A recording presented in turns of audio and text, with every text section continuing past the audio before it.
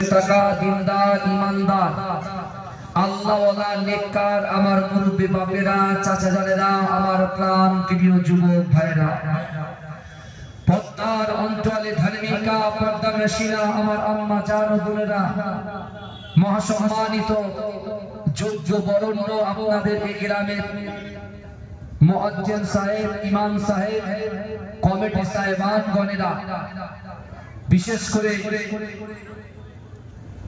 বিরামনগর বিপ্লবী সংঘের সকল সদস্যবৃন্দ আল্লাহ পাক রব্বুল আলামিনের দরবারে লাখ কোটি শুকরিয়া যে আল্লাহ পাক এই বসিরহাট একটা সিটিতে রাস্তার ধারে এত সুন্দর একটা জান্নাতের বাগান আমাকে আপনাকে আমাদিগকে আসার এবং বসার হাদিস কোরআন ইজমা কিয়াসের কিছু কথা শোনা তৌফিক ইনায়েত করে দিয়েছেন। সকলে উচ্চ আওয়াজে বলুন আলহামদুলিল্লাহ। মহব্বতের সাথে বলতে হবে ভাই। তারপর পরে শান্তির দূত সাম্যবাদের সদাচারী ইমামুল আম্বিয়া খাতামান নবিয়্যিন নূরে মুজাসসাম রাসূল আকরাম নূর মিন নূরিল্লাহ নূরুল আলা নূর হাবিবে লবিবে তাবিব জনাবে মুহাম্মদ মুস্তাফা সকলে বলুন সাল্লাল্লাহু আলাইহি ওয়াসাল্লামের রওজা মুবারকে মাজার মুবারকে কোটি কোটি দরুদ ও সালাম সকলে বলুন সাল্লাল্লাহু আলাইহি ওয়াসাল্লাম। আজকে আমি আপনি আমরা এই জান্নাতের বাগানে উপস্থিত হয়েছে, আসন গ্রহণ করেছি, কিন্তু আমার ভাইরা আমি জানি এই বিরামনগরের আশপাশে তিনটে গ্রাম আছে।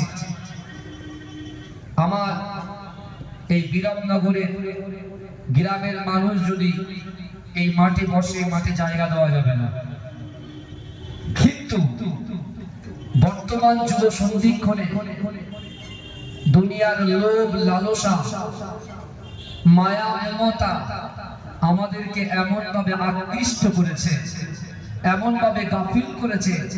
আজকে রাসূলুল্লাহর সেই মুখস্থিত বাণী, আল্লাহ সেই কোরআনের আয়াতের ধ্বনি আজকে আমরা শ্রবণ করব একগ্রতার সাথে, নম্রতার সাথে, ভদ্রতার সাথে, আদবের সাথে এখানে বসবো। বেশি নয়, 365 দিনে এক বছর হয় আমরা এই বিরামনগর বিপ্লবী সংঘের মাঠে আমরা জান্নাতের বাগানে বসেছি। 364 দিন পর একটু বসবো, বসার মতো বসবো। 12 ঘন্টা নয়, 6 ঘন্টা নয়, মাত্র 4 ঘন্টা। কারণ আমি বলছি আমার ঘরে আরেকজন আছে, তাহলে 2 2 4 হয়ে গেল। আখিরি দোয়া, খাওয়া দাওয়া হবে, বাড়িতে চলে যাবে। কিন্তু আমার ভাইরা এই জলসার প্রতি এত অবজ্ঞা কিসের আমাদের? কেন আমরা এই জান্নাতের বাগানে আসতে চাইছি না? কেন আমরা মিনি মার্কেটে ঘোরাফেরা করছি? দেখতে পাচ্ছেন তো বর্তমান সময়ে আজকে মুসলমান আমি আপনি আমরা আল্লাহকে ভয় করি বলে দাবি করি, রাসূলকে মহব্বত করি বলে দাবি করি, কিন্তু বিশ্বাস করুন আপনার সেই ভয়, আপনার সেই রাসূলুল্লাহর মহব্বত মুখ দিয়ে হচ্ছে কি কাল দিয়ে হচ্ছে, এটা কিন্তু যাচাই বাছাই করার ক্ষমতা আল্লাহ পাক আমাকে আপনাকে আমাদিগকে দিয়েছেন। কথা ঠিক না ভুল? আমার আল্লাহ পাক বিশ্ব নবীর উপরে যে কোরআন নাযিল করেছে, আমার আল্লাহ পাক রব্বুল আলামিন ওই কোরআনের ভিতরে 6666টা আয়াত নাযিল করেছেন, 114টা সূরা নাযিল করেছেন।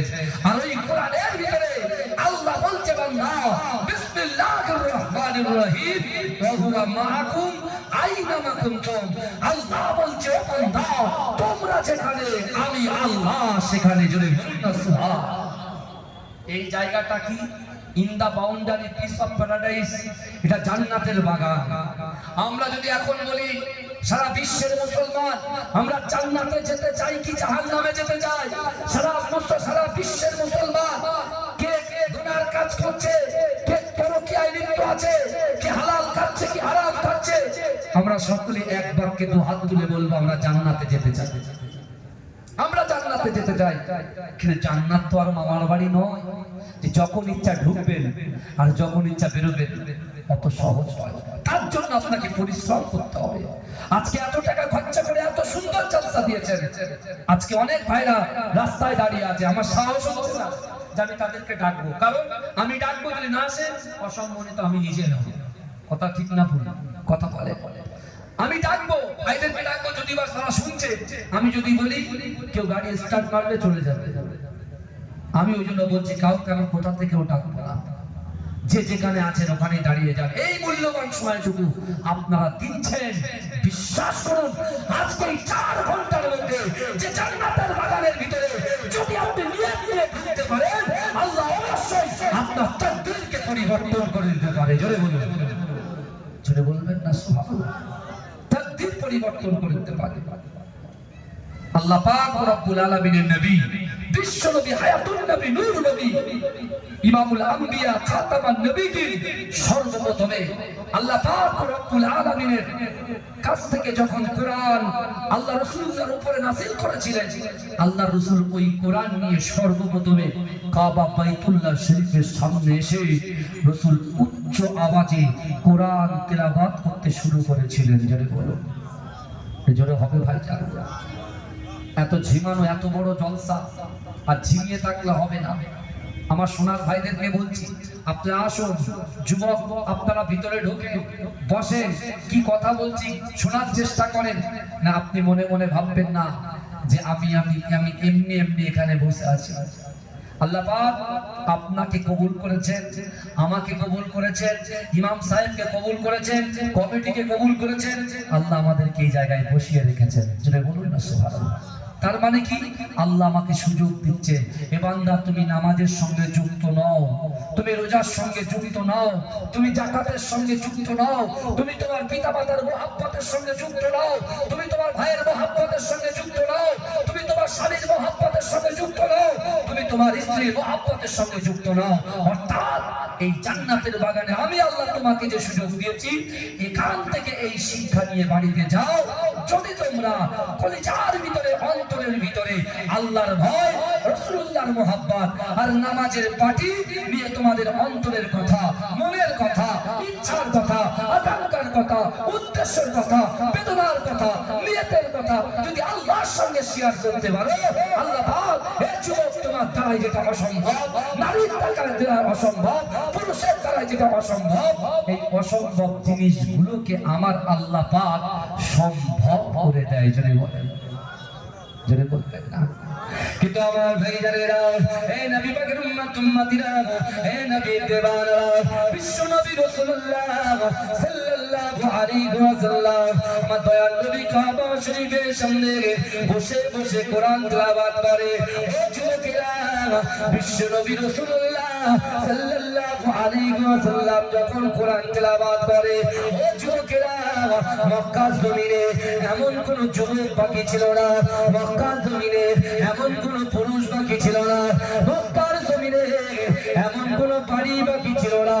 সকলে সম্মিলিত ভাবে, একতাবদ্ধ ভাবে আল্লাহ রাসূলের কোরআন শোনার জন্য, আল্লাহর বাণী শোনার জন্য আমার রাসূলুল্লাহর পাশে বসে বসে বসে বসে কোরআন তেলাওয়াত করছিলেন। যদি বলুন না সুবহানাল্লাহ। চিৎকার দিয়ে বলা যাবে সুবহানাল্লাহ, নারে তাকবীর। তো আমার ভাইরা, বিশ্ব নবী যখন কোরআন তেলাওয়াত করছিলেন, সেই সময় রাসূলুল্লাহর কোরআন শোনার জন্য সামনে বসেছিলেন আবু বকর হুজুর। জোরে বলুন। তার সামনে বসেছিল হযরত আলী হুজুর, তার সঙ্গে বসেছিলেন তার পালক পুত্র হযরত যায়েদ রাদিয়াল্লাহু তাআলা আনহু হুজুর। জোরে বলুন না, জোরে বলা যাবে না। কিন্তু আমার ভাইরা, সেই কোরআন আবু বকর হুজুর শুনেছেন, ওমর হুজুর শুনেছেন, যায়েদ হুজুর শুনেছেন, সেই কোরআন অনুযায়ী চলেছেন, কোরআনকে মান্যতা দিয়েছেন, কোরআন অনুযায়ী আমল করেছেন। আল্লাহ তাদের আসমানের নিচে জমিনের উপরে জান্নাতের সার্টিফিকেট দিয়েছে। জোরে বলুন। আবার এই কোরআন আরেক সাইড সাইডে বসে আবু জাহেল শুনেছে, উতবা শুনেছে, মুগীরা শুনেছে, আবু সুফিয়ান শুনেছে, কিন্তু এই যুবকেরা এই কোরআনটা এক কান দিয়ে শুনেছে আর এক কান দিয়ে পার করে দিয়েছে। সারা জীবন কোরআনের বিরোধিতা করেছে, রাসূলুল্লাহর বিরোধিতা করেছে। আজ এই বিরোধিতা করার জন্য, কোরআনকে তারা মিটিয়ে দেওয়ার জন্য যে চক্রান্ত করেছিল, আজকে সেই চক্রান্ত শিকার হয়ে আল্লাহ আজকে কি করছে, তাদের জাহান্নামের আগুনে বেঁধে রেখেছে। তাহলে এর থেকে আমরা দুটো শিক্ষা পেলাম, আমরা এক কান দিয়ে শুনবো আর এক কান দিয়ে বার করবো, এটা তো হতে পারে না। আমাদের আমল করতে হবে, হবে কি হবে না। আজ থেকে 1000 বছর আগে বিশ্বনবী রাসূলুল্লাহ যখন, আমার দয়ার নবী মুস্তাফা যখন কাবা বাইতুল্লাহ শরীফের সামনে একা একা একা কোরআন তেলাওয়াত করছিল, আমার রাসূল ছিলেন একা, আমার রাসূলুল্লাহর সঙ্গে আল্লাহ ছাড়া দ্বিতীয় কেউ ছিল না। কিন্তু সেই জায়গা থেকে আজকে আপনি দেখুন, আমার রাসূলুল্লাহ যে নিয়ত করেছিল, আমার রাসূলুল্লাহ যে সংকল্প করেছিল, আজ থেকে 1000 বছর আগে এই কোরআনটাকে মিটিয়ে দেওয়ার জন্য যে ষড়যন্ত্র, যে চক্রান্ত করেছিল, আল্লাহ রাসূল সাল্লাল্লাহু আলাইহি ওয়াসাল্লাম আল্লাহর কাছে সংকল্প করেছিল, আল্লাহ আমি রাসূলুল্লাহ আমার জীবন থাকতে এই কোরআনটাকে সারা বিশ্বের জমিনে আমি কন্টেন করে দেব বলে বলুন সুবহানাল্লাহ। আজকে আপনি দেখুন, আজকে আমাদের চোখের সামনে তো ভাসছে সবকিছু, ভাসছে কি ভাসছে না কথা বলেন না। আপনি যে কান্ট্রিতে যাবেন সেই কান্ট্রিতে মুসলমান পাবেন, যে দেশে যাবেন সে দেশে মুসলমান পাবেন। আজকে বর্তমানে মুসলমানদের যে সম্পত্তির দিকে কালা কানুন নিয়ে আসে, রাতের অন্ধকারে ওয়াকফ বিলটা পাস করা হয়েছে, হে যুবকেরা তা আপনারা খুব চিন্তিত। মুসলমান কখনো চিন্তা করে না, মুসলমান সব সময় আল্লাহর উপরে ভরসা করে। কিন্তু হে যুবকেরা, আজকে যখন আমরা রাজপথে লড়াই করছি, আজকে যখন মুসলমান যুবকগুলো নিজের কাজকর্মগুলো ত্যাগ করে দিয়ে যখন প্রত্যেকটা মোড়ে মোড়ে আজকে ইসলামের স্বার্থে, আজকে আমাদের পূর্বপুরুষের রেখে যাওয়া যে ঘরের কষ্টের ঘামের পয়সা, অর্থের পয়সা, ব্যবসার পয়সা, কৃষক কার্যে এই বিশেষ করে সমুদ্রের মাঝখানে ঘুরে ঘুরে তারা অক্লান্ত পরিশ্রম করে যে অর্থ সঞ্চয় করে আজকে মসজিদে দান করে গেছে, মাদ্রাসায় দান করে গেছে, এই যুবকেরা ভাইয়েরা বোনেরা বিশেষ করে খানকায় দান করে গেছে। আজ রাতারাতি ওই সম্পত্তিগুলোকে নিজেদের পকেটে রাখতে, পকেট ভরাতে আজকে বিল পাস করে নিল। কিন্তু বিশেষ করে আমার যুবকরা যখন রাস্তায় নেমেছে, বলছে এরা সংবিধান বিরোধী কাজ করছে। আচ্ছা, আমাদের মাথা ঠান্ডা রেখে চলতে হবে, ভালো করে কথাগুলো বুঝবেন। এই অসুবিধা হচ্ছে কারণ একটু কথা বলে হাত তুলে বলে অসুবিধা হচ্ছে, একটু তকবীর দান, নারে তাকবীর। আর যদি একটু আমার ভাইরা 2-10 জন যদি একটু বসে, তাহলে আমার মনটা একটু ভালো লাগে, বুঝতে পেরেছেন না? সামনে যারা দাঁড়িয়ে আছে, যদি কারোর ভালো লাগে একটু আসেন না, একটু আসেন, বেশি নয় 20টা মিনিট সময় দেন, তারপর আপনারা চলে যাবেন। 20 মিনিট আসেন, দয়া করে বসেন। আমার ভাইরা যে কথা আমি বলছিলাম, এখন যখন বলছে যে বিশেষ করে সংবিধান বিরোধী কাজ করছে, আমরা মুসলমানরা দেশকে ভালোবাসি। রাসূল বলেছে দেশকে ভালোবাসা ঈমানের অঙ্গ। জোরে বলেন, এই জোরে বলবেন না? দেশকে ভালোবাসা, মাতৃভূমিকে ভালোবাসা ঈমানের অঙ্গ। আমরা দেশকে রেসপেক্ট করি, দেশকে সম্মান করি। এই যুবক আজ ইন্ডিয়ান গেটে চলে যাও, ৯৭,০০০ শহীদের নাম ইন্ডিয়া গেটে স্বর্ণ করে লেখা আছে, তার ভিতরে 67,000 মুসলমানের নাম লেখা আছে। জোরে বলেন, তারা দেশের জন্য কিছু করেনি? তাদের মেয়ে ছিল, সংসার ছিল, ঘর ছিল, বাড়ি ছিল, হ্যাঁ তারাও তো করেছে। এই যুবকেরা কিন্তু একটু ভালো করে বোঝার চেষ্টা করেন, আমরা সংবিধানকে মানি, সংবিধানকে রেসপেক্ট করি। হ্যাঁ, আমরা সরকারি প্রপার্টিকে আমরা অক্ষত রাখার চেষ্টা করি। কারণ বর্তমানে যা চলছে, যেভাবে আমাদেরকে উস্কানিমূলক কথাবার্তা সাইড দিয়ে এদিক ওদিক থেকে বলার চেষ্টা করছে, আমি সেই সকল ভাইদেরকে বলছি, ভাই আমাদের মুসলমানরা যে লড়াই লেগেছে, এই লড়াইটা কোনো হিন্দু ভাইয়ের বিরুদ্ধে নয়, কোনো খ্রিস্টান ভাইয়ের বিরুদ্ধে নয়, কোনো শিখ ভাইয়ের বিরুদ্ধে নয়, কোনো ইসাই ভাইয়ের বিরুদ্ধে নয়। এই লড়াই মুসলমানদের অস্তিত্বের লড়াই, এই লড়াই মাদ্রাসা বাঁচানোর লড়াই, এই লড়াই মসজিদ বাঁচানোর লড়াই, এই লড়াই খানকা বাঁচানোর লড়াই, এই লড়াই আপনারা যারা বিশেষ করে আপনার বাপ দাদারা যে সকল মানুষদেরকে বিশাল বড় বড় জায়গা দিয়ে বিশাল বড় বড় সেক্টর করে দিয়েছে, বিশাল বড় বড় কোম্পানি খুলে দিয়েছে, সেই কোম্পানিতে আমার মতো মুসলমান যেমন কাজ করে, আমার মতো দলিত আদিবাসী হিন্দু মানুষেরাও কিন্তু সেই জায়গায় কাজ করে। অর্থাৎ এই বিল যদি পাস হয়ে যায় তাহলে কি হবে বলেন? সেখান থেকে আমাদের ঘর খালি করতে হবে। বুঝতে পেরেছেন না?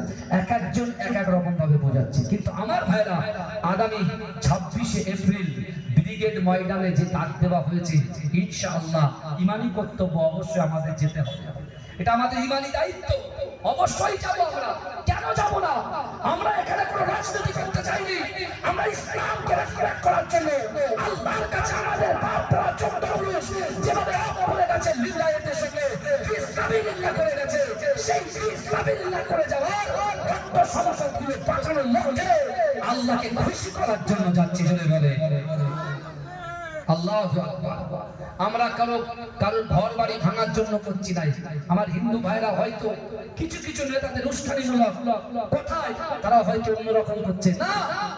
আমরা যখন নারে তাকবীর দিই, আমরা তো নারে তাকবীর দিই, তো আপনারা যে জয় ইসলাম দিচ্ছেন আমাদের সামনে, এটা তো আমাদের রাগ হওয়ার কথাই নয়। বোঝা যাচ্ছে কথাটা? জয় ইসলামের যে ধ্বনিটা দিচ্ছে আমাদের রাগ হওয়ার কথাই না। কেন রাখবো না? আমরা যখন যেখানে যাই, আমরা বসিলার দরবারে যাচ্ছি, আমরা আন্দুলিয়া চালালিবাগ দরবার শরীফে যাচ্ছি, আমরা মাছরাই ঠিকানা দরবার শরীফে যাচ্ছি, আমরা মুসাদ্দেস সামান আবিদের শরিয়া আলা হযরত হুজুর পীর কেবলা যুগ সমাজের মাজার জিয়ারত করতে যখন যাচ্ছি, আমরাও আনন্দ করতে করতে তাকবীর দিতে দিতে যাই কি যাই না? ঠিক আছে? তাহলে ওদেরটা যদি আমাদের লাগে তাহলে আমাদেরটা ওদের লাগবে। তার মানে কি মাথা থেকে ঝেড়ে ফেলে দাও, যা হচ্ছে। আমরা দেশকে ভালোবাসি, এই দেশের জন্য অন্য কান্ট্রিটা যদি এই দেশের দিকে চোখ তুলে তাকায়, আমরা তাদের বিরুদ্ধে রুখে দাঁড়ানোর জন্য আমার যুবকরা প্রস্তুত আছে। কথা ঠিক না ভুল? এই কথা বলেন না বাবাজি, কথা বলেন না? আল্লাহ কোরআনে বলছে বান্দা, এই যে লড়াইটা চলছে, এই যে লড়াইটা চলছে, আল্লাহ বলছে বান্দা বিসমিল্লাহির রহমানির রহিম নাহনু আকরাবু ইলাইহি মিন হাবলিল ওয়ারিদ। আল্লাহ বলছে বান্দা, আমি আল্লাহ তোমাদের ঘাড়ের শিরা, উপশিরা থেকে অতি নিকটবর্তী আমি আল্লাহ তোমাদের সাথে আছি। জোরে বলুন সুবহানাল্লাহ। জোরে বলা যাবে না? আজকে আমরা চিন্তাই করছি কি হবে কি হবে। এই বাংলা হচ্ছে সংস্কৃতির বাংলা, এ বাংলা হচ্ছে ঐক্যের বাংলা। আমরা কখনো দেখিনি, আমাদের বয়স এই 30-32 বছর বয়স হয়ে গেছে, আমরা ঝামেলা চাই না, অশান্তি চাই না। আমরা হিন্দু মুসলমান শিখ ইসাই আমরা ভাই ভাই একের ছাদের তলায় আমরা থাকি, মিলেমিশে থাকি। আজকে আপনার দোকান আছে, মুসলমান ভাইদের দোকান আছে, হিন্দু ভাইদের দোকান আছে। আজকে যখন অরাজকতা সৃষ্টি করার চক্রান্ত করছে, আজকে আপনার হিন্দু ভাইয়ের দোকান বন্ধ হবে, মুসলমান ভাইয়ের দোকান বন্ধ হবে।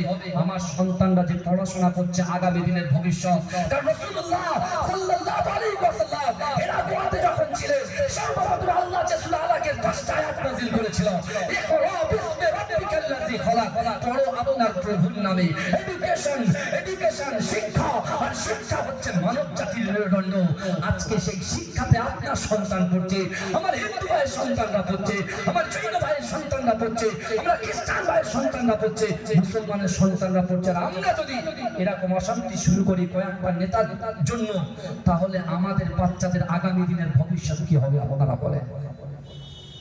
আমার ভাইজানেরা, ও নবী পাকের উম্মতিরা, ও নবীর দেবারা, বিশ্ব নবী রাসূলুল্লাহ সাল্লাল্লাহু আলাইহি ওয়াসাল্লাম আজ থেকে 1000 বছর আগে আমার দয়াল নবী রাসূলুল্লাহ কাবা বাইতুল্লাহ শরীফে আল্লাহর রাসূলের সামনে যখন আবু বকর হুজুর বসেছিলেন, আলী হুজুর বসেছিলেন, জায়েদ হুজুর বসেছিলেন, ও যুবকেরা, বিশ্ব নবী রাসূলুল্লাহ সাল্লাল্লাহু আলাইহি ওয়াসাল্লাম এই উম্মতিদেরকে বাঁচানোর লক্ষ্যে জান্নাতের রাস্তা দেখিয়ে দেওয়ার জন্য আমার দয়াল নবী রাসূলুল্লাহ সাল্লাল্লাহু আলাইহি ওয়াসাল্লাম ওই কাফেরদের চক্রান্ত ব্যর্থ করার জন্য, কাফেরদেরকে নাস্তানাবুদ করে দেওয়ার জন্য বিশ্ব নবী রাসূলুল্লাহ কোনো অস্ত্র ধরলেন না। এই যুবকেরা কোনো লাঠি ধরলেন না। আমার দয়াল নবী রাসূলুল্লাহ এই সমাজটাকে সংরক্ষণ করার জন্য, এই যুবকেরা এই সমাজটাকে সুন্দর স্বচ্ছ বানানোর জন্য আমার রাসূলুল্লাহ আমার দয়াল নবী মুস্তাফা আদর্শ দিয়ে ও যুবকেরা পবিত্র আল কোরআনটাকে তার সাহাবাদের হাতে তুলে দিয়েছিলেন। জোরে বলবে, জোরে হবে না সুবহানাল্লাহ, নারে তাকবীর, নারে তাকবীর। এই সকল কথাগুলো বলবেন ভয় কিসে? কথা বলেন না, কথা বলো ভয় কিসে? আল্লাহর কোরআন বলছে ইজা জা আজালু লা ইস্তাখিরুনা সাআতাও ওয়া লা ইস্তাখিরুন, অর্থাৎ মৃত্যু যখন আসবে এক সেকেন্ড লেট করা হবে না, দেরি করা হবে না। তাই তো নাকি গো? তাহলে আজ আছি তো কাল নেই। তাহলে হক কথাগুলোকে শুনতে হবে আর বলতে হবে, মানুষকে বোঝাতে হবে। বুঝতে পারছেন? আমার মুসলমান ঘরের ছেলেগুলো এদের ভিতরে অনেকে বলে ওরা নামাজ পড়ে না, ওরা রোজা করে না, ওরা যাকাত দেয় না, ওরা অমুক করে তমুক করে। আমরা এরকম এসে ভুলে চলে যাচ্ছি। তো আমি যদি বারবার তাদের বুকে লাথি মেরে সরিয়ে দিই, ওরা কি করে আসবে?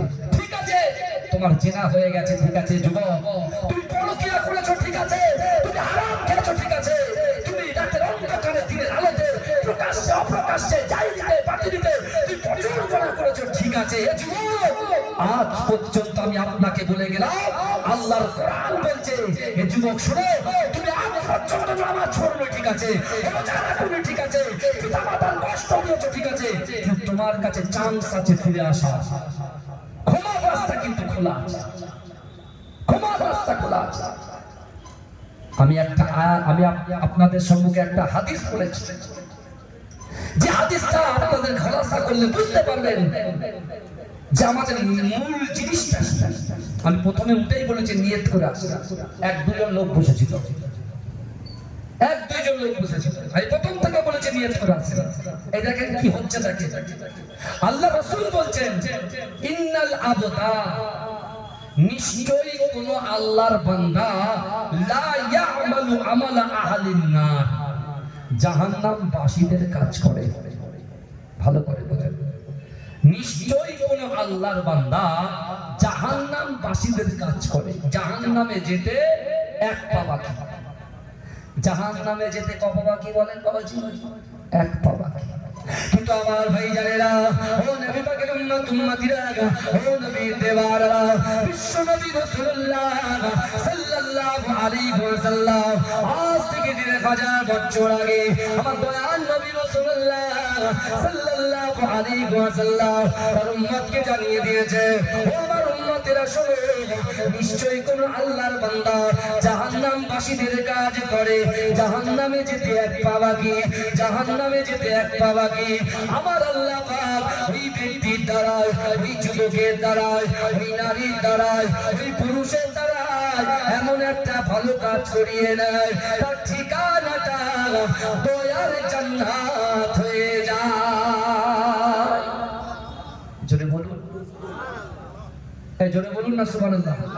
এখন আমরা যারা এই কথাগুলো বলছি, ও জাহান্নামী, ও সুদখোর, মদখোর, হারামখোর, নানান রকম খোর মাইক পেয়েছি বলেই যাচ্ছি, বলেই যাচ্ছি, বলেই যাচ্ছি। কিন্তু আমার ভাইরা, আল্লাহ সুযোগ দিয়েছে। আল্লাহ কি দিয়েছেন বলেন? কথা বলেন না, আল্লাহ আমাদের সুযোগ দেননি, কথা বলেন না।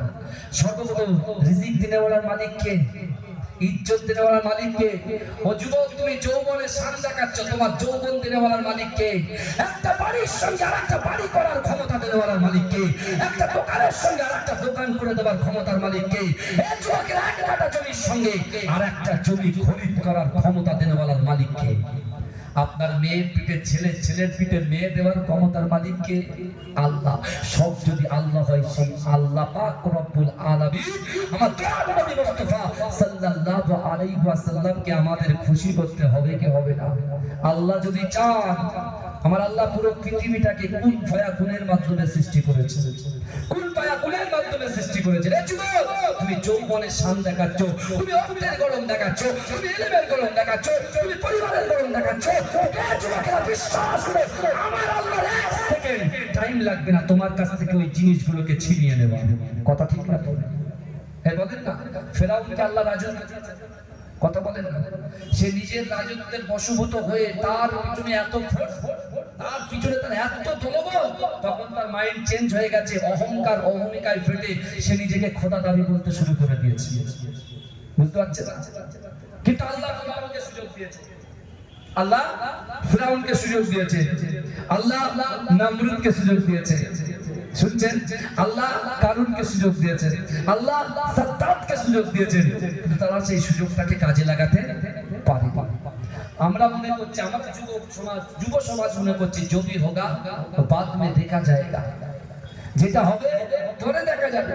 কিন্তু ভাইজান, যদি আজরাইল নামক ফেরেশতাটা সামনে চলে আসে, তুমি তোমার বন্ধুর সঙ্গে টাইম দিয়েছো, মায়ের সঙ্গে টাইম দিয়েছো, ভাইয়ের সঙ্গে টাইম দিয়েছো, হ্যাঁ তুমি ব্যবসা বাণিজ্য করার জন্য গাড়ি বুক করা হয়ে গেছে, বাড়ি বুক করা হয়ে গেছে, ফ্ল্যাট বুক করা হয়ে গেছে, জমি কেনার জন্য টাকা অ্যাডভান্স দেওয়া হয়ে গেছে। কিন্তু এই যুবকেরা বিশ্বাস করো, আল্লাহর কোরআন বলছে ওয়াজাত সাকরাতুল মাউত বিল হক, মৃত্যুর যন্ত্রণা সত্য।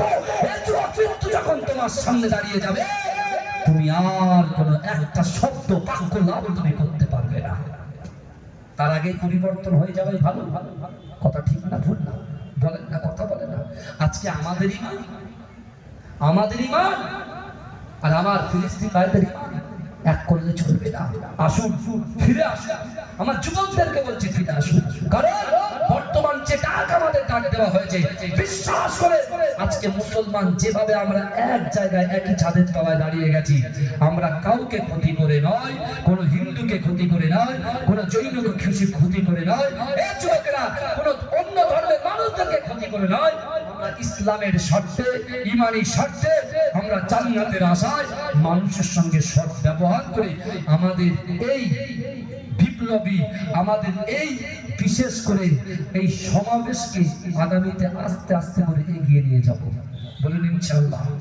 হ্যাঁ, বলবে না ইনশাআল্লাহ? ভেতরে শুরু করে আল্লাহুম্মা সাল্লি আলা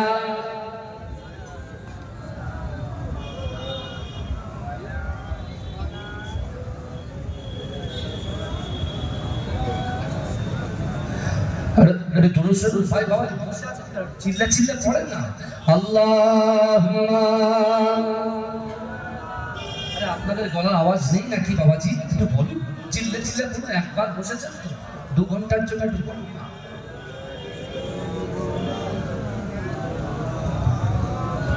গড়েছো তুমি এই পৃথিবী মহান, আল্লাহ মহান, তিনি আল্লাহ মহান। আমার ড্রাইভার সাহেব কোথায় আছো? সামনে চলে আসো।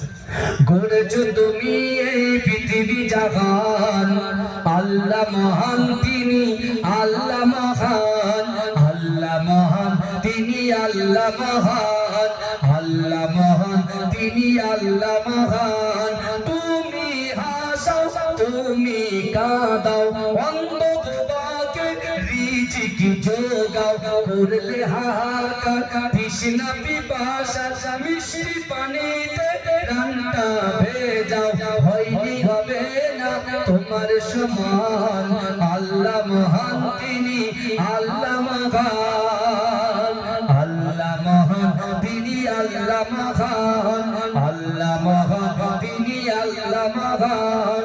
সূর্য পূর্ব আকাশে, জ্যোৎস্না ছড়াই রাত্রি আকাশে, সূর্য পূর্ব আকাশে, জ্যোৎস্না ছড়াই রাত্রি আকাশে। অশান্ত এই মন শান্ত হয়ে যায়, অশান্ত এই মন শান্ত হয়ে যায়, তোমারই দেওয়া বৃষ্টি বাতাসে, হয়নি হবে না তোমার সমান। আল্লাহ মহান, তিনি আল্লাহ মহান, আল্লাহ মহান, তিনি আল্লাহ মহান, আল্লাহ মহান, তিনি আল্লাহ মহান। তুমি বাঁচাও, তুমি মরণ দাও, পড়লে বিমারে তুমি শেফা দাও। অশান্ত এই মন শান্ত হয়ে যায় তোমারই দেওয়া বৃষ্টি বাতাসে হয়নি হবে না তোমার সমান আল্লাহ মহান তিনি আল্লাহ মহান তুমি বাঁচাও তুমি মরণ দাও পড়ে বিমার তুমি শেফা দাও ধনী গরিব হয় তব ইশারায় গরিব ধনী হয় যদি তুমি চাও হয়নি হবে না তোমার সমান আল্লাহ মহান তিনি আল্লাহ মহান আল্লাহ মহান তিনি আল্লাহ মহান আল্লাহ মহান তিনি আল্লাহ মহান আল্লাহুম্মা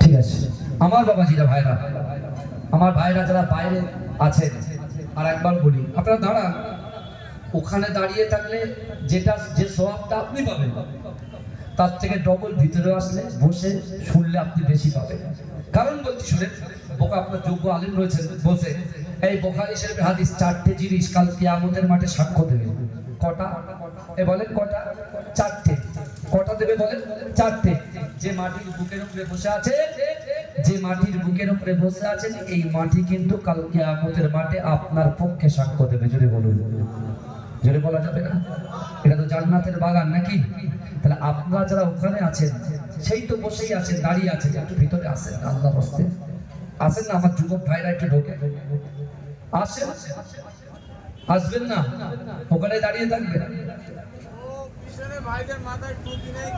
সে টুপি নেই তো কি হয়েছে টুপি নেই কিছু লাগবে না চলে এসো ভাই অসুবিধা নেই হানজালার খবর মনে আছে আল্লাহ রাসূলের সাহাবা হানজালা যখন জিহাদের ডাক এসেছে এসব তো আপনার মুখস্থ তো বসিরহাটে মাশাআল্লাহ খুব বড় বড় আলেম আছে যেখানে আল্লামা হুজুরের মতো মানুষ আছে আমাদের পর্দাদু আছে আল্লাহ তার কবরটাকে নূর দিয়ে ভরে দিক সকল আল্লাহুম্মা বলবেন আল্লাহুম্মা আমিন বাবাজি আমরা কিন্তু সুযোগে সদ্ব্যবহার করি ভালো করে বলবেন আপনি বললেন হুজুর এই কথা বললেন কেন কারণ এই কথার ভিতরে যুক্তি আছে কি যুক্তিটা আছে দেখেন আমরা আসল সুযোগটা কাজে লাগাতে পারি যে সুযোগ মূল্যহীন সেই সুযোগকে আমরা কাজে লাগাই যদি বলেন কেন এটাকে এখন মানুষের শরীরে রোগ হলে বা কিছু কিছু অসুস্থ হলে লোক কিন্তু আর ডক্টরের কাছে যায় ধরেন মানুষের পেটে গ্যাস হয় তাই তো গ্যাস হলে আগে লোক ডাক্তারের কাছে যেত কিন্তু এখন আর যায় না কারণ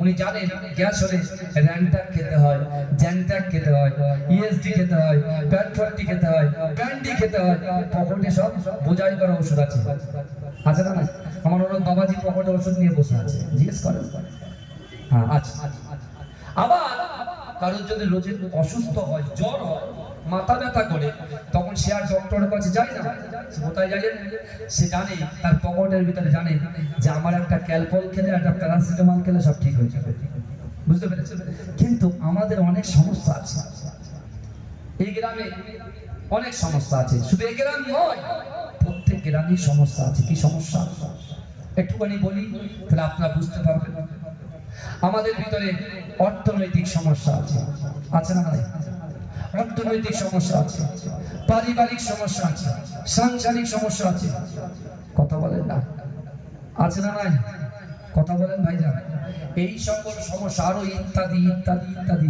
প্রচুর সমস্যা আছে এখন এই সমস্যাকে সমাধান দিয়েছেন হায়াতুন নবী নূর নবী ইমামুল আম্বিয়া খাতামান নবিয়্যিন জনাবে মুহাম্মদ মুস্তাফা সাল্লাল্লাহু আলাইহি ওয়াসাল্লাম জোরে বলেন আপনার এই সমস্যা থেকে সমাধান করার মেডিসিন রাসূল ১৫০০ বছর আগে যে কাবা শরীফ থেকে ইসলাম প্রচার করা শুরু করেছিলেন সেই দিন রাসূল বার্তা দিয়েছিলেন কিন্তু যারা অ্যাকসেপ্ট করেছে তারা লাভবান হয়েছে আর যারা এটা ইগনোর করেছে তারা জাহান্নামের আগুনে পুড়ছে বুঝতে পারছেন আমার ভাইয়েরা হে নবী পাকের উম্মতিরা হে নবী দেওয়ানেরা বিশ্ব নবী রাসূলুল্লাহ সাল্লাল্লাহু আলাইহি ওয়াসাল্লাম আমার দয়াল নবী কাবা বাইতুল্লাহ শরীফে সাহাবাদেরকে লক্ষ্য করে বলেছিলেন আমার সাহাবারা, আমি রাসূলুল্লাহ তোমাদেরকে জানিয়ে দিলাম, আমি তোমাদেরকে তিনটে জিনিস দিয়ে যাব, কোরআনের আয়াত দিয়ে দলিল দিয়ে যাব। ও আমার সাহাবারা, আমি রাসূলুল্লাহ জবান দিয়ে যে কথা বলি ওই কথাটাকে আমার আল্লাহ পাক আসমানের উপরে কবুল করে নেয়। ও যুবকেরা, বিশ্ব নবী রাসূলুল্লাহ সাল্লাল্লাহু আলাইহি ওয়াসাল্লাম 1000 বছর আগে আল্লাহর কোরআন তেলাওয়াত করলেন। বিসমিল্লাহির রহমানির রহিম, ইয়া আইয়ুহাল্লাযীনা আমানু তাকুল্লাহ ওয়া কুনু মা'আস সাদিকিন। হে যুবকেরা, আল্লাহ পাক এই কোরআনের আয়াতের ভিতরে আমরা কাকে ভয় করব, কার কাছে মাথা নত করব, কার কাছে বিক্রি হব, সব কিছু আল্লাহ ঘোষণা দিয়েছে। ও যুবকেরা ভাইরা, আল্লাহর কোরআন বলছে বান্দা, ইয়া আইয়ুহাল্লাযীনা আমানু, হে আমার বিশ্বাসী ঈমানদার বান্দারা, ওয়াত্তাকুল্লাহ, আমি আল্লাহ আমাকে ভয় করো, ওয়া কুনু মা'আস সাদিকিন, সত্যবাদীদের সঙ্গে থাকো। ছোটে বলতেন না আমার ভাইরা, আল্লাহর কোরআন বলছে আর রাসূল সেই কোরআন তেলাওয়াত করে সাহাবাদেরকে বার্তা দিচ্ছেন, আমার আনেওয়ালা উম্মতিকে এই বার্তাগুলো দিয়ে দাও, তারা যদি এই আমলটাকে অ্যাকসেপ্ট করতে পারে, গ্রহণ করতে পারে, ক্যাচ করতে পারে, আমি রাসূল বলছি তারাই জিন্দেগিতে যেটা অসম্ভব, এই অসম্ভবকে আমার আল্লাহ সম্ভব করে দেবে। যদি বলেন না চিৎকার দিয়ে হবে না ভাই, যান তকবীর তুলেন না, নারে দেখবি, নারে দেখবে। আরে যত আপনারা ফায়ার হবে তত বকতা ফায়ার হবে, চিন্তা করার কোনো কারণ নেই, কারণ আমরা মাথা নত করব একমাত্র আল্লাহর কাছে। হ্যাঁ, সে তো আমি জানি, বুঝতে পারছে, আমরা মাথা নত করব কার কাছে? আল্লাহর কাছে। কিন্তু হ্যাঁ, কোন জায়গায় যদি অপ্রীতিকর কোন ঘটনা ঘটে, আমরা যদি দেখি যে এখানে এরকম একটা পরিস্থিতি, সিচুয়েশন তৈরি হচ্ছে, তখন আমরা কি করব? মাথা গরম করব? হ্যাঁ, কথা আগে বলে মাথা গরম করব না। গতকালকে আমি জলসায় গিয়েছিলাম ভাইয়া, গতকালকে আমি জলসায় গিয়েছিলাম জয়নগর হলদিয়া, যেখানে গ্যাস তৈরি হয়, গ্যাস, বুঝতে পেরেছেন? ওখান থেকে আমি এসেছিলাম নিমতৌড়ি। তা কালকে অনেক বলে, সব কথা বলার নেই, বিষয় নেই, তবু বোঝানোর জন্য বলছি, কারণ রাসূল বলেছেন আল উলামা ওয়ারাসাতুল আম্বিয়া, আমি আমার ওয়ারিস হিসাবে উলামা সম্প্রদায়কে দেখে গেলাম। আর আল্লাহ কোরআনে বলেছেন কুল্লু উনাসিন ইমাম, স্মরণ করো সেই দিনের কথা যেদিন তোমাদের ইমাম সহ তোলা হবে। তাই ইমাম মানতে হবে। যে এলাকা থেকে আমরা এই ওয়াকফ আইন নিয়ে আন্দোলন করব, আমাদেরকে আগে বোঝা উচিত যে আমরা কিসের জন্য আন্দোলন করছি। কথা ঠিক না ভুল বলেন না? কিসের জন্য আন্দোলন করছি? আজকে বড় বড় নেতারা যাদেরকে আমাদের সম্মান করি, ছোটবেলা থেকে যাদের সাথে সুসম্পর্ক আমাদের, তারা আজকে ময়দানে নেমেছে। আমাদের মুসলিম পার্সোনাল ল বোর্ডে বিশেষ করে বিশিষ্ট সমাজসেবী আমার প্রিয় কামরুজ্জামান ভাই, তিনিও এই ওয়াকফ দিয়ে দাঁড়াচ্ছেন, গর্জে উঠছেন। ফুরফুরা শরীফের মুজাদ্দেদ জামান আমিরের শরিয়াত আলা হযরত দাদা হুজুর পীর কেবলা রাহমাতুল্লাহ আলাইহির কলিজার টুকরা আওলাদরা, তারাও গর্জে উঠছে এবং আগামীকাল দিল্লিতে যাচ্ছে এই ওয়াকফ বিলকে প্রত্যাহার করার জন্য পিটিশন, বুঝতে পারছেন না, লড়তে যাচ্ছে। আবার দেখে ওলামাদের ভিতরে ল্যাব বলে একটা অ্যাসোসিয়েশন আছে, তারাও রাত দিন এক করে দিচ্ছে। আলহামদুলিল্লাহ, করছেন কি করছে না কথা বলেন? কত ইমাম সংগঠন তারাও ওয়াকফ নিয়ে আন্দোলন করছে। আলহামদুলিল্লাহ, আমরা যেখানে যে প্রান্ত থেকে, যে জেলা থেকে, যে পাড়া থেকে, যে বাজার থেকে আমরা এই আন্দোলনগুলো করব, আমাদের মনে রাখতে হবে যে এই আন্দোলনটা আমরা যে করছি, আমার অন্য ধর্মের ভাইরা যেন মনে না করে যে আমাদের মারার জন্য করছে। না, কখনো না। কারণ রাসূল নিজে বলেছেন, আমাদের প্রফেটকে একটু পড়ুন, আমাদের প্রফেট হযরত মুহাম্মদ সাল্লাল্লাহু আলাইহি ওয়াসাল্লামকে একটু জানুন না। আপনারা তো বাংলা পড়েন, একটু জেনে দেখেন। আমাদের রাসূল সাল্লাল্লাহু আলাইহি ওয়াসাল্লাম বলছেন, তুমি যখন রাস্তা দিয়ে হেঁটে যাবে, তোমার কাছে গাড়ি থাকবে, তোমার কাছে লাইট থাকবে, সামনে যদি একটা পেরেক পড়ে থাকে, সামনে যদি একটা পাথর পড়ে থাকে, তুমি সাথে সাথে বাইকটাকে থামাবে, ফোর হুইলার কারটাকে থামাবে, থামিয়ে দিয়ে তুমি স্পটে যাবে।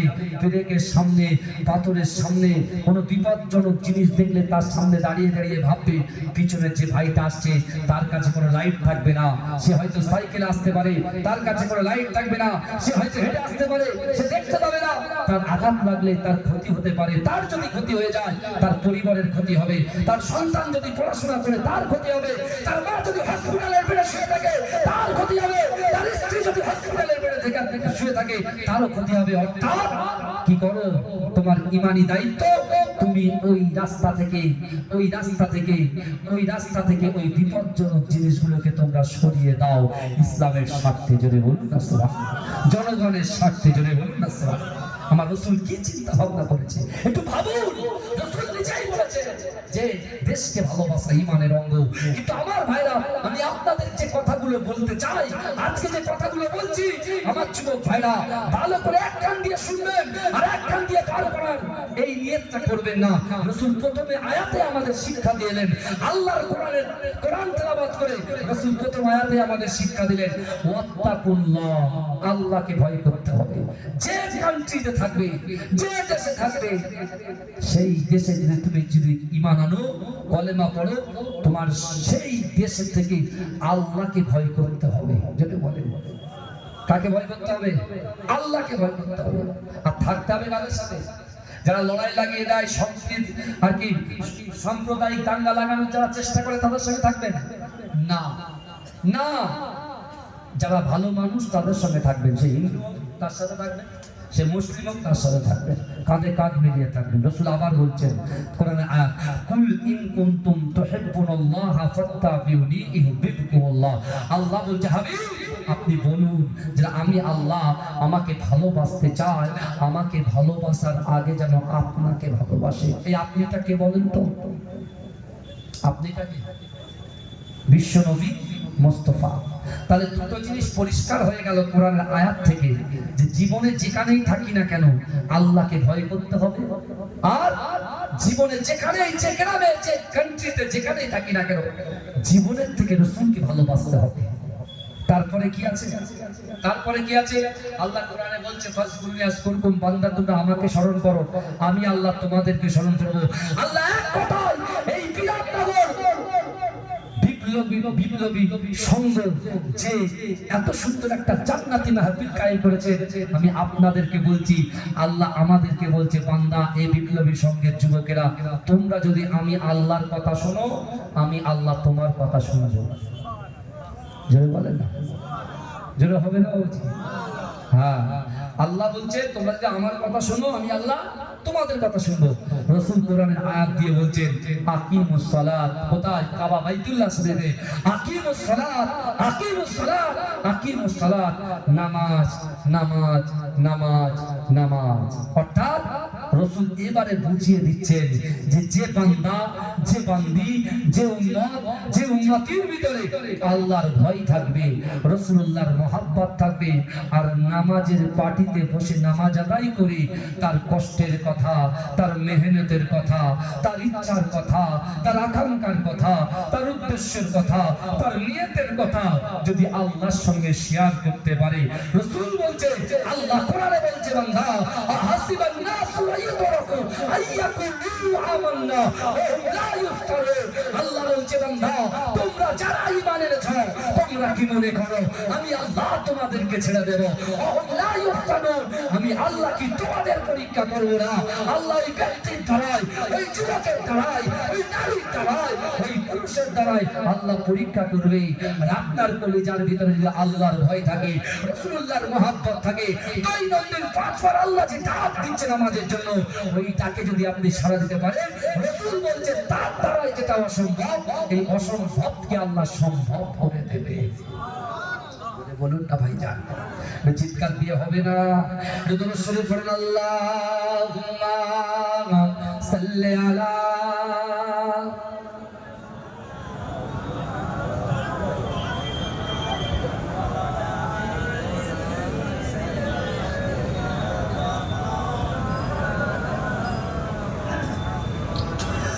তুমি নূরে আলা নূরুল খুদা নূরে মুহাম্মদ, ওই নাম ধরিয়া পড়লে দরুদ লাগে মনে সাদ, ওই নাম ধরিয়া পড়লে দরুদ লাগে মনে সাদ। যেটা হবে না, এতগুলো মানুষ যদি একটু তকবীরের ধ্বনি দেন, সুবহানাল্লাহ আলহামদুলিল্লাহ যদি জোর করে বলে, এ বিশ্বাস করে এই পিছনের গ্রাম থেকে কেউ আর বসে থাকবে না, সব এসে বসে থাকবে এই জান্নাতের বাগানে। বুঝতে পারছেন? হ্যাঁ, একটা পরিবেশ তো তৈরি করতে হবে। আমি প্রথম থেকে এসে একদম ফুল ভরতেছে চালাচ্ছে, বুঝতে পারছেন না? এমনি ধনপতা সাহেব বাজারে বিশাল হাজার হাজার জনতার মাঝখানে প্রায় 20 থেকে 25 মিনিট এই বক্তব্য আলাদা আবার ও বক্তব্য আলাদা, তাই না? বুঝতে পারছেন না? সেখান থেকে এসে চিন্তা করছি, যখন এসছি কমিটি ভাইরা আমাকে নিয়ে গেল ঘরে, বুঝতে পেরেছেন? বসে চিন্তা করছি লোক কই, কোথায় পাবো, কি হবে, কি বলবো। আল্লাহ যাকে চান আল্লাহ তাকে ইজ্জত দেন, জোরে বলেন। আল্লাহ যাকে চান আল্লাহ তাকে সুযোগ দেন। তা আমাদের সুযোগ দিয়েছেন, আমার ভাইরা কাজে লাগাচ্ছেন। আমি আরো কিছু কথা আপনাদের বলে যাবো, শুনবেন তো? শুনবেন তো? হ্যাঁ, এই রসুলকে কারা কারা ভালোবাসেন একটু হাত তোলেন তো। পিছনে ভাইরা আপনারা ভালোবাসেন না? আপনারা তো আমার পক্ষে, আমি আপনাদেরকে ভালোবাসি, না বসলেও ভালোবাসি, বসলেও ভালোবাসি, বাড়িতে গেলেও ভালোবাসি, আমি ভালোবাসি। আপনার চিন্তা কোনো কারণ নেই। কারা কারা রসুল্লাহকে ভালোবাসেন একটু হাত তোলেন। তাকবীর দেন, নারে তাকবীর। আওয়াজ হবে না, ভলিউম 100 দিতে হবে, 100 দিতে হবে। এত সুন্দর একটা বড় রাস্তা, একদম সিটির উপরে জলসা হচ্ছে, অত সহজ নয়। আপনাদের এই বসিরহাট এলাকার নাম ডাক ইজ্জত সম্মান কিন্তু আলাদা, বুঝতে পেরেছেন? আপনাদের নিজের সম্মানটাকে হ্রাস করার চেষ্টা করতে, তা ওই জন্য বলছি তাকবীরটা দেন, নারে তাকবীর। যুবক ভাই আমাদের তাকবীর দাও, নারে তাকবীর, নারে তাকবীর। আমি যখন হাত তুলবো, আপনারা জোরে সুবহানাল্লাহ বলবেন তো? বলুন ইনশাআল্লাহ, বলুন। একটাও হাত যেন পকেটে না থাকে। আমার রাস্তাঘাটে যে সকল ভাইরা দাঁড়িয়ে আছেন, একটাও হাত যেন পকেটে না থাকে, মনে থাকবে। আমি যখন হাত তুলবো আপনারা জোরে কি বলবেন? হাত তুলে কি বলবেন? পরিবেশ তৈরি করেন। ওরে ও ভূমি মদিনার ভূমি,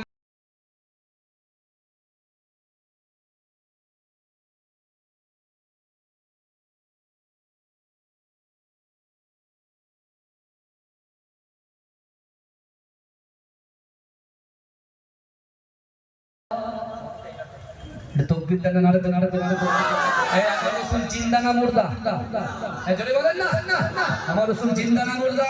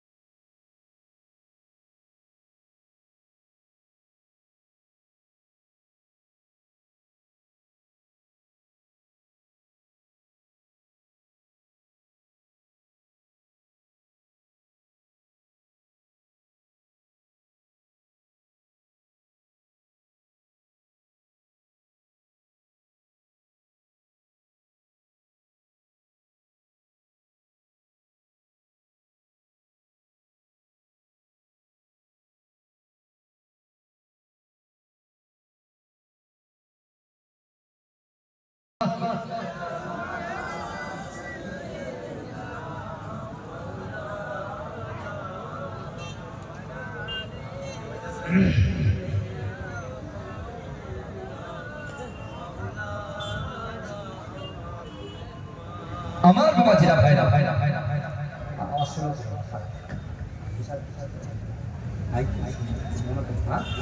আমার ভাইরা ভালো এখন বিশ্বনবী রাসূলুল্লাহ এই কটা আমল দিলেন মনে আছে? কটা? তিনটে মনে আছে তো? কি কি দিয়েছেন? আল্লাহর ভয়।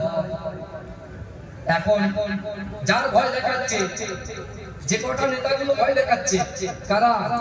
যারা উত্তেজিত করছে বাংলাটাকে অশান্তি করার জন্য, পুনর্রচনায় পা দেওয়ানোর জন্য যে চক্রান্ত করছে, আমি তাদেরকে বলছি ও যতই আপনি ঘিরালেন কিছুই হবে না।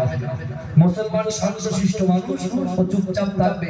হয়তো একটু রেগে যাবে, আবার রাগার ভিতরে গরমও আছে নরমও আছে। কথা ঠিক না? আমার রাসূলুল্লাহ রাইট সাইড লেফট সাইড একজন গরম ছিল, একজন নরম ছিল। আবু বকর হুজুর নরম আর ওমর হুজুর গরম। জোরে বলুন না সুবহানাল্লাহ। দুজন দুজনা প্রয়োগ করেছে। হ্যাঁ, আমাদেরও মুসলমানদের মধ্যে অনেক গরম নেতা আছে, অনেক নরম নেতাও আছে। বুঝতে পারছেন? পুরো মাইক গরম করে দেবে এরকম আছে, আর মাইকে ঠান্ডা করে দেবে সেরকম আছে। আমি আমার ভাইদেরকে বলছি, আজকে যখন আমরা শেরে পাঞ্জাবের সামনে প্রায় 10 থেকে 16 জন ভাই যখন দাঁড়িয়েছিলাম, ওরা শুরু করেছে, বুঝতে পেরেছে? তা আমরা কি, আমার মাইন্ডের ভিতরে একটা জিনিস চলে আসছে যে আপনি আপনার ধর্ম নিয়ে কি করবেন না করবেন আমার কোনো মাথা ব্যথা নেই। এই বাংলার জমিনে নয়, ভারতবর্ষের জমিনে আপনি মন্দিরে পূজা করবেন, মুসলমানরা কেউ আপনাকে ডিস্টার্ব করবে না। এই ভারতবর্ষের জমিনে আমরা মুসলমানরা মসজিদে নামাজ পড়ব, আমাদেরও কেউ ডিস্টার্ব করবে না। আমরা এটাতে বিশ্বাসী, তাই তো নাকি? কথা বলা আপনার যত অধিকার আমার ততটা অধিকার, তাই না? এক্ষুনি যদি ঝাঁপানো হয় তাহলে আমরা সবাই ঝাঁপিয়ে পড়ব, হিন্দু মুসলমান একসঙ্গে হয়, কোনো চাপ নেই। কিন্তু যারা লড়িয়ে দিচ্ছে ভাই, আমার হিন্দু ভাইদেরকে বলছি, মুসলমান ভাইদেরকে বলছি, এই যারা আমাদেরকে লড়িয়ে দিচ্ছে ভাই, ওরা কিন্তু ঠান্ডা গদিতে বসে আছে। চিকেন ললিপপ খাচ্ছে, বার্গার খাচ্ছে, বুঝলে, মটন বিরিয়ানি খাচ্ছে। আমার আপনার মতো 10 টাকা 5 টাকা 120 টাকা প্লেটের বিরিয়ানি নয়, 550 1000 1200 টাকার বিরিয়ানি খাচ্ছে। বুঝতে পেরেছেন? হ্যাঁ, আমাকে আপনাকে সকাল হলে কাজে যেতে হবে, এই রোডের পাশে যে জমি আছে সেই জমিতে আমাকে চাষ করতে হবে, আপনাকে চাষ করতে হবে, অফিসে যেতে হবে, ব্যবসা করতে হবে, স্কুলে যেতে হবে, যে যেখানে কাজ করতে হবে। আমার সন্তান আছে, আমার বাচ্চা আছে, আমার বিবি আছে। বুঝতে পেরেছেন? খুব সহজ, খুব সংযত হয়ে আমাদের আগামী দিনে পদক্ষেপ করতে হবে, পা চলতে হবে, পা ফেলতে হবে। এখন কথা হলো, বিশ্বনবী যখন এই তিনটে আমলের কথা বলে দিলেন, রাসূল আছেন মক্কায়, তখন রাসূল মদিনাতে যায়নি, রাসূলুল্লাহ মদিনাতে যাননি। আল্লাহ কিন্তু এই আওয়াজটাকে মদিনার জমিন পর্যন্ত পৌঁছে দিয়েছিলেন। মদিনার জমিনে যখন এই আওয়াজ পৌঁছে গেছে, ওই মদিনাতে আল্লাহর রাসূলের একজন 70 বছরের সাহাবা, ঘোড়া সাহাবা, যার নাম হচ্ছে ওমর ইবনে জামূহ।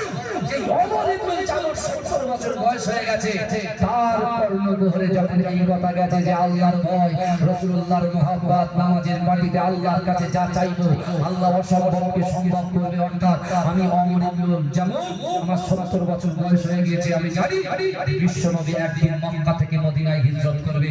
আল্লাহর কাছে নামাজের পাটিতে তার খাস হচ্ছে আল্লাহ যতদিন পর্যন্ত হাবিবের নবীতে জনাবে মুহাম্মদ মুস্তাফা সাল্লাল্লাহু আলাইহি ওয়াসাল্লাম মক্কা ছেড়ে মদিনায় না আসে, আর আমি ওমর ইবনে জামূহ রাসূলুল্লাহর হাতে যতক্ষণ পর্যন্ত হাত না দেব, আপনি আমার মৃত্যু দেবেন না। বলবেন না মৃত্যু দেবেন। আবার আল্লাহর কাছে বলছে, আল্লাহ আমি আপনাকে ভয় করি, রাসূলকে মহব্বত করি, নামাজে পাটিতে নামাজ আদায় করি।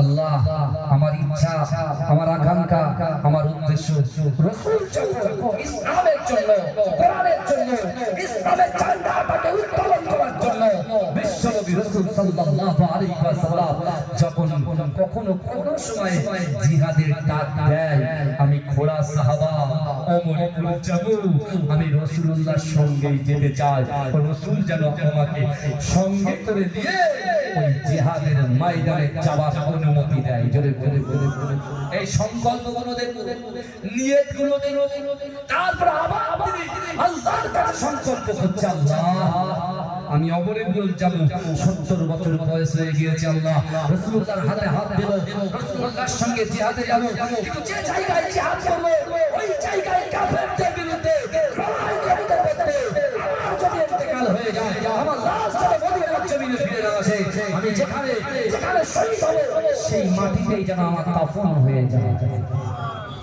যদি বলবেন না কি তামান্না, কি তামান্না আমার ভাইরা, আমার বাবাজিরা, বিশ্বনবী রাসূল সাল্লাল্লাহু আলাইহি ওয়াসাল্লামের এই 70 বছরের একজন খোলা সাহাবা ওমর ইবনে জামু তিনটি সংকল্প আল্লাহর কাছে নামাজের পাটিতে রেখেছিলেন।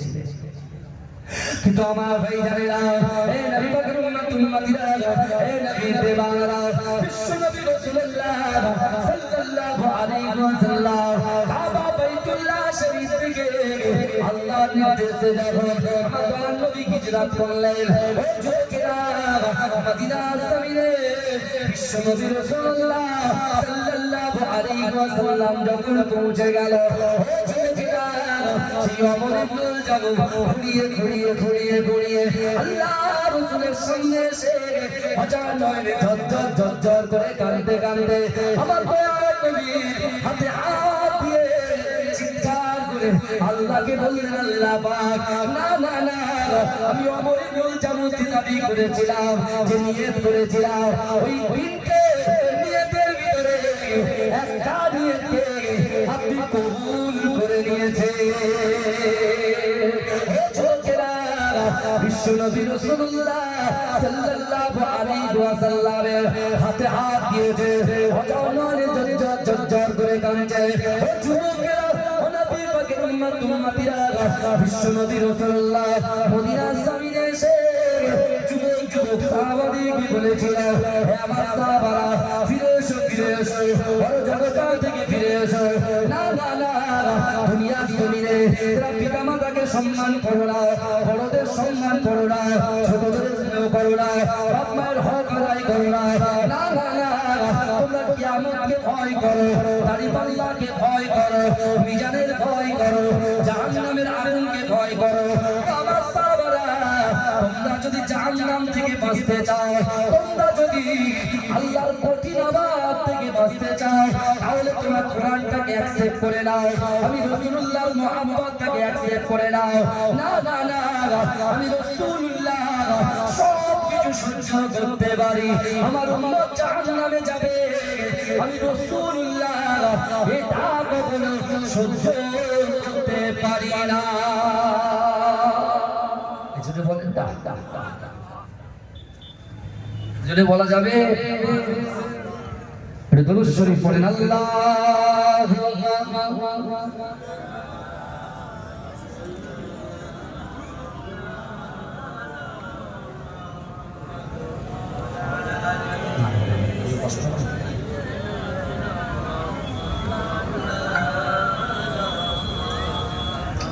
আমার বাবাজিরা, ভাইরা, যে কথা আমি আপনাদেরকে বলছিলাম, বিশ্বনবী রাসূলুল্লাহ সাল্লাল্লাহু আলাইহি ওয়াসাল্লাম মক্কা থেকে যে বার্তা দিয়েছেন, সেই বার্তাটা মদিনায় অ্যাকসেপ্ট করেছেন 70 বছরের সাহাবা। এই যুবকরা ভালো করে এর থেকে আরো অনেক বড় লড়াই সামনে আসবে হয়তো, তাই না? হাদিস অনুযায়ী, কোরআন অনুযায়ী দেখুন, আপনি চিন্তা করুন, অনেক বড় বড় লড়াই, যেটা কিচ্ছু নাই। আগামীতে আরো বড় বড় লড়াই হবে, প্রস্তুতি নিতে হবে। প্রস্তুতিটা কি? ইমানের প্রস্তুতি।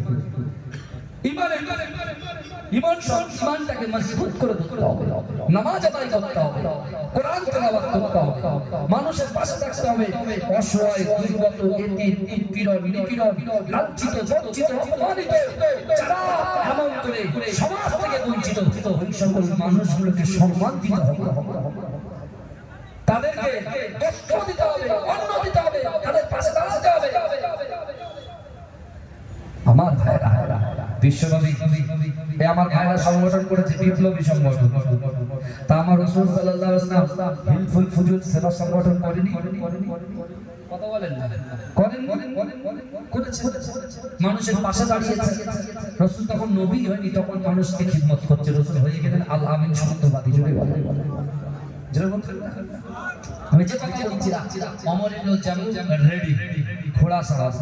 রাসূলুল্লাহ তামান্না করেছিল রাসূলের হাতে হাত দেবে, রাসূলুল্লাহর হাতে হাত। আল্লাহ পাক রব্বুল আলামিন তার ওই তিনটে নিয়তকে, তার ভিতরে একটা নিয়তকে আল্লাহ অ্যাকসেপ্ট করে নিয়েছে, কবুল করে নিয়েছে। দ্বিতীয় তামান্না কি? রাসূলুল্লাহর সঙ্গে জিহাদে যাবে, রাসূলের সঙ্গে যাবে। কথা বলেন জিহাদ।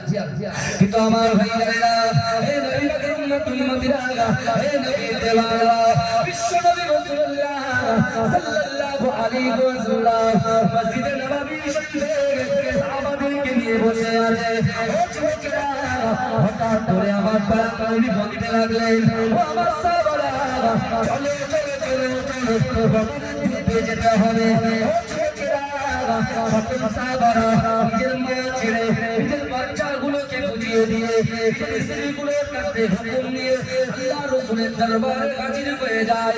ও যুবকেরা, নবী পাকের উম্মতিরা, ওমর ইবনে জামুল 70 বছরের সাহাবা, কোনো লাঠি নাই, কি নাই, ঘুরিয়ে ঘুরিয়ে ঘুরিয়ে আমার দয়ার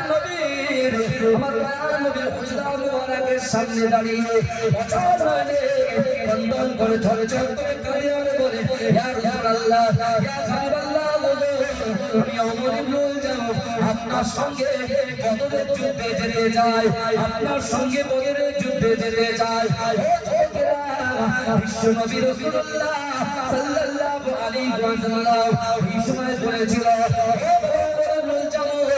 তোমার শরীর তো অসুস্থ বাবা, তোমার আল্লাহ তো একটা পা দেননি, একটা পা দিয়েছে। আমার বাবা, আমি তোমার উপরে সন্তুষ্ট।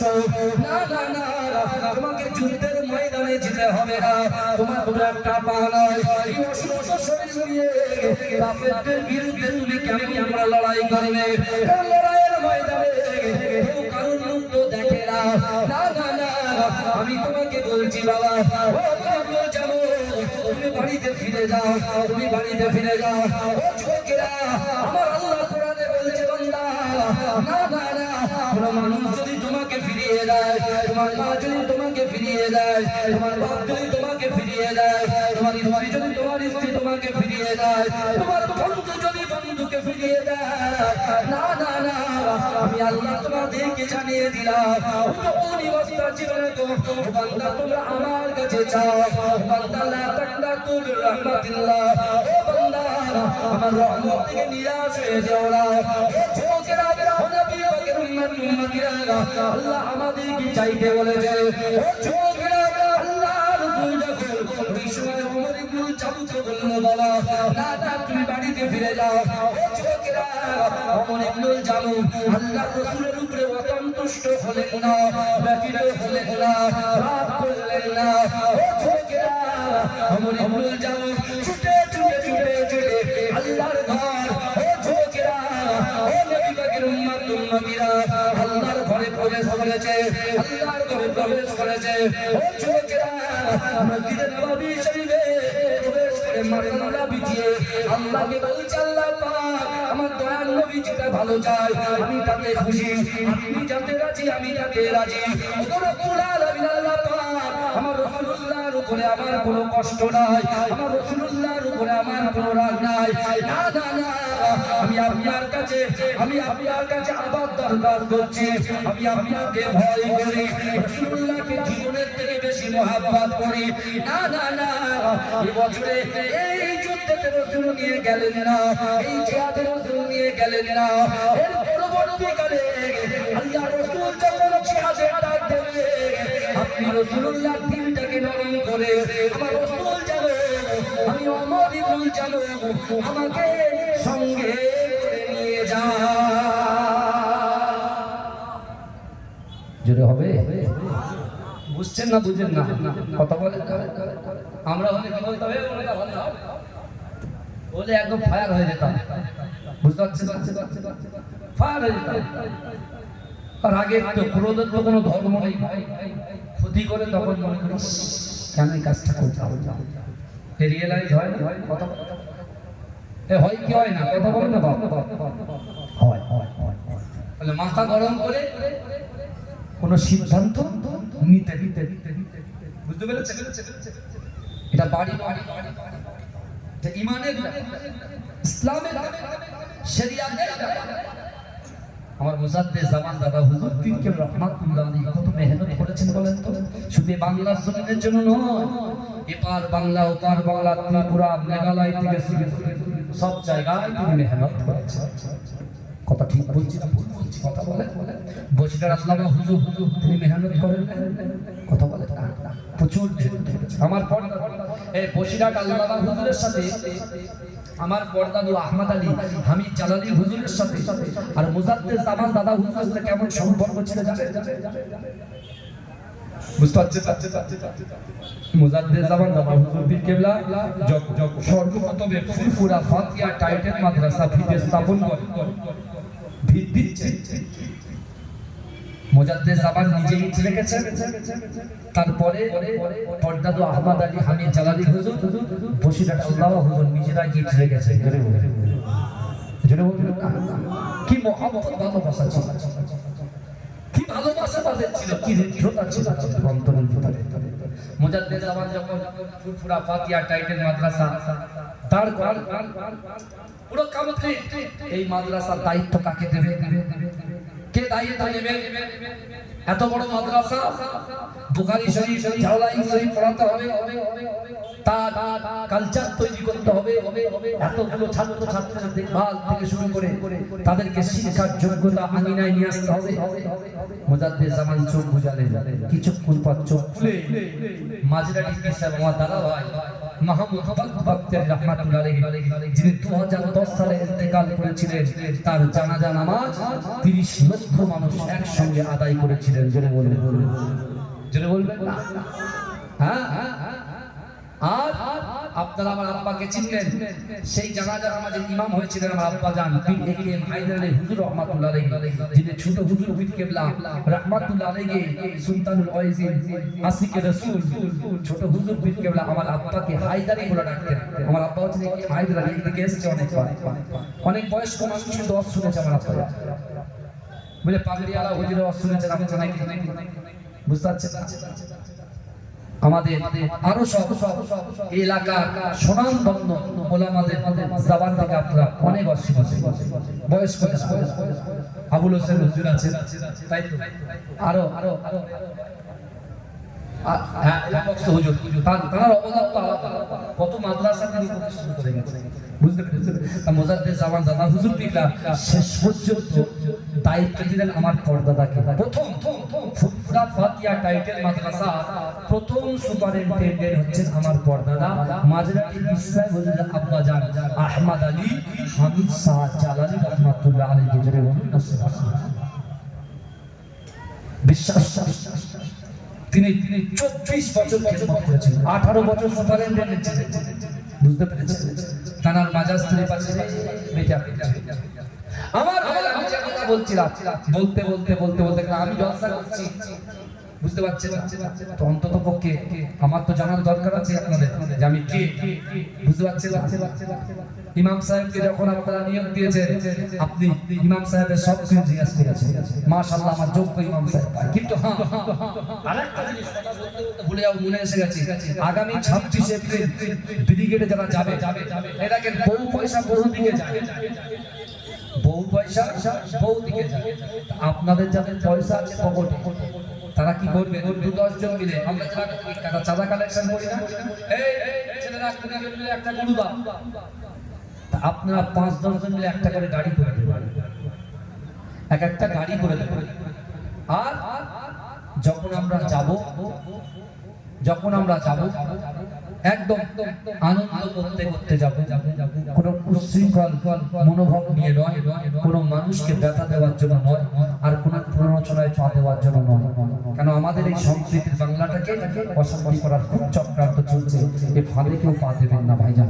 একটা জিনিস মনে রাখতে হবে, আমাদের লড়াই কোনো হিন্দুদের বিরুদ্ধে নয়, ইসাইদের বিরুদ্ধে নয়, অন্য ধর্মের বিরুদ্ধে নয়, এই লড়াই হচ্ছে সংবিধান বাঁচানোর লড়াই। কথা ঠিক না? কথা বলেন।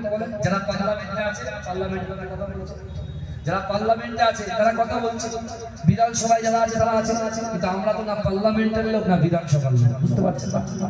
সেখানে তো নেই, কিন্তু আমরা আস্তে আস্তে মানুষগুলোকে বোঝাবো যে মাথা ঠান্ডা রাখে। কারণ রাসূল বলেছেন বিপদের সময় কঠিন পরিস্থিতির দিনে ইন্নাল্লাহা মা'আস সাবিরিন, সবর করো, ধৈর্য ধরো। আর যখন মনে হবে লাঠি ধরতে হবে, তখন নেতা যখন হুকুম করবে তখন ধরবে, নিজে মাতলামি করবে। যে নেতা মানে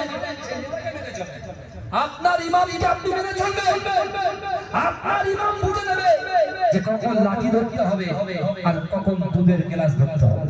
বুঝতে পারছেন না? পানির গ্লাস কখন ধরতে হবে, কখন লাঠি ধরতে হবে নেতা জানে। তখন নেতা বুঝে নেবে, নেতাকে ফলো করবে। বারবার করে বলে যাচ্ছি। আর আমার যুবক ভাইদেরকে বলছি, আপনারা তো মাশাআল্লাহ সব জায়গায় ঘুরে বেড়ান, সব জায়গায় যান। আমার সোনার ভাইরা, বিশ্বাস করুন আপনি হচ্ছেন মুসলমান।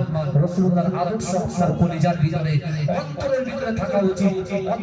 আপনি বলেন হুজুর সে আমাকে এই করেছে, আমি ছেড়ে দেব।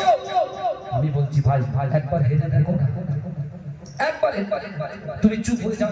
কিন্তু আজকে আমরা কেন শব্দ উচ্চারণ করি? যদি করতাম অনেক কিছু হয়ে যেত, কিন্তু চলে এসছে। আমি আমার মাথার ভিতরে যে ও ধর্মের স্লোগান দিচ্ছে, আমি আমার ধর্মের স্লোগান দিচ্ছি, হয়ে গেছে। ও যদি আমাকে ওই স্লোগান দেয়, ঠিক আছে ও দিক না, আমি তো কেন আমি যখন জলসায়, আমি যখন কোনো জায়গায় যাব, একতা হবে, আমাদের সুন্দর আলোচনা হবে, হাদিসের কথা, কোরআনের কথা, সমাজ গঠনের কথা, দেশের উন্নয়নের কথা যখন হবে, তখন আলোচিত তাকবীর দেব, নারে তাকবীর, দেন তাকবীর, নারে তাকবীর, নারে তাকবীর, মাসলাকে মুজাদ্দিদ জামান, মাসলাকে মুজাদ্দিদ জামান, মাসলাকে মুজাদ্দিদ জামান, নারে তাকবীর, নারে তাকবীর। গ্রামবাসী বৃন্দ, যুবক বৃন্দ, ওলামায়ে হযরত, নারে তাকবীর, দুরূদ শরীফ, আল্লাহুম্মা সাল্লি আলা।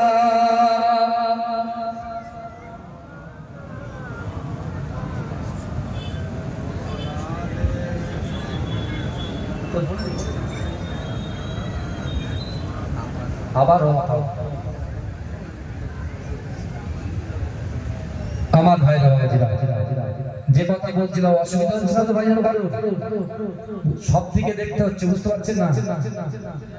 কারণ 26 তারিখে অনেক কিছু পরিকল্পনা, বুঝলেন, চারিদিকে একটা হই অরাজকতা চলছে। ওই জন্য বলছি ভাইজান খুব সপ্তাহ আমি বলে গেলাম আপনার পীরের আওলাদ হিসাবে। আচ্ছা, আমি যে কথাগুলো বলছি খারাপ লাগছে বাবাজি আপনাদেরকে? কথা বলেন না, খারাপ লাগার কথা নয় ভাইজান।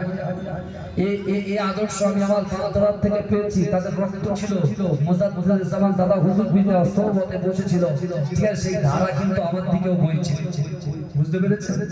ধারা আমি বলছি ভাইজান, বিশ্বাস করেন, আল্লাহ কোরআনে বলছে বান্দা, আল্লাহ কোরআনে বলছে বান্দা, মান কানা বিল্লাহ কানা আল্লাহু লাহু, যে ব্যক্তি আমার হয়ে যায় আমি আল্লাহ তার হয়ে যাই। জোরে বলুন। এখন ওমর ইবনে জামু মসজিদ নববীতে গিয়ে রাসূলুল্লাহ বললেন জিহাদে যাওয়া হবে না, তিনি অসন্তুষ্ট হলেন না। আমরা বলছি বিশৃঙ্খলায় পা দেবেন না, সেটা আপনাদের মানতে হবে, কথা বলেন। এখন সে অসন্তুষ্ট হলে সে বরঞ্চ কি করেছে? আল্লাহর ঘরে প্রবেশ করে বসে বসে আল্লাহকে বলছে, আল্লাহ আল্লাহ আপনি চাইলে সব পাবেন। আমিরকে বলেন গরিব বানাতে পারে, গরিবকে আমির বানিয়ে দিতে পারে, নিঃসন্তান মহিলাকে সন্তান দিতে পারে। আল্লাহ আপনি সব পারেন, সব ক্ষমতার অধিকারী আপনি একমাত্র আল্লাহ। যদি বলুন সুবহানাল্লাহ। তাহলে আল্লাহ আপনি আমার রাসূলুল্লাহ দিনকে নরম করে দেন, নরম করে দেন। এটাকে অনেক মায়েরা বসে আছে পর্দার ভিতরে, সেই মায়েদের মনের ভিতরে একটা আত্মনাদ আছে, কষ্ট আছে। হাতের 5টা আঙুল সমান হয় না, কি বুঝলে? হাতের 5টা আঙুল কখনো সমান হয় না। মায়ের 6টা ছেলে, 6টাই যে একদম পবিত্র নম্র ভদ্র হবে তা নয়, কিছু একা বেকা আছে না, কথা বলে। তা মায়েদের একটা চিন্তা থাকে যে আল্লাহ আমার সন্তানটা বাজে লাইনে যাচ্ছে, কুপথের দিশায় যাচ্ছে, তা আল্লাহ আপনি আমার এই সন্তানকে ফিরিয়ে দেন। বলে না, আমি আমার মাকে বলে যাচ্ছি পীরের আওলাদ হিসাবে, এই তিনটে আমলকে রেখে নামাজের পাটি থেকে আজ থেকে আপনি লেগে যান, আজ থেকে আপনি শুরু করেন আল্লাহকে বলেন, আল্লাহ আমার সন্তানকে আপনি ফিরিয়ে দেন, হেফাজত করেন, শরিয়াতের মধ্যে দাখিল করেন। কারণ রাসূলুল্লাহ বলেছেন, রাসূলুল্লাহর বাড়ির খাদেমা ছিল, রাসূলুল্লাহর বাড়ির একজন খাদেমা ছিল মালিক ইবনে সিনানের আম্মা জান। রাসূলুল্লাহর বাড়ির খাদেমা ছিল এই মালিক ইবনে সিনানের আম্মা জান, তার একমাত্র ছেলে মালিক, তার একমাত্র ছেলে মালিক, তার ওঠা বসা গায়ের কওমদের সাথে, যারা আল্লাহকে আল্লাহ বলে স্বীকার করে না, রাসূলকে মুহাব্বত করে না, এই তাদের সাথে সুসম্পর্ক। মা চিন্তায় পড়ে আছে, সারাক্ষণ বাইরে থাকে, বাপ দিনের জন্য রাসূলুল্লাহ সাথ দিতে চেয়ে তিনি শহীদ হয়ে গেছেন। সেই মা নামাজের পাটিতে আল্লাহর কাছে কি বলছে জানেন? যে আল্লাহ, আমি মালিকের মা, সিনানের মা, আল্লাহ আমি আপনাকে ভয় করি, আমি আপনার রাসূলকে মুহাব্বত করি, আল্লাহ আমি নামাজের পাটিতে আমার মালিক ইবনে সিনানের জন্য দোয়া চাই, আল্লাহ আমার মালিক ইবনে সিনান যেদিকে আছে তার মুখটাকে, তার অন্তরটাকে, তার দিলটাকে, তার কলবটাকে রাসূলুল্লাহর দিকে করে দেন। জোরে বলেন।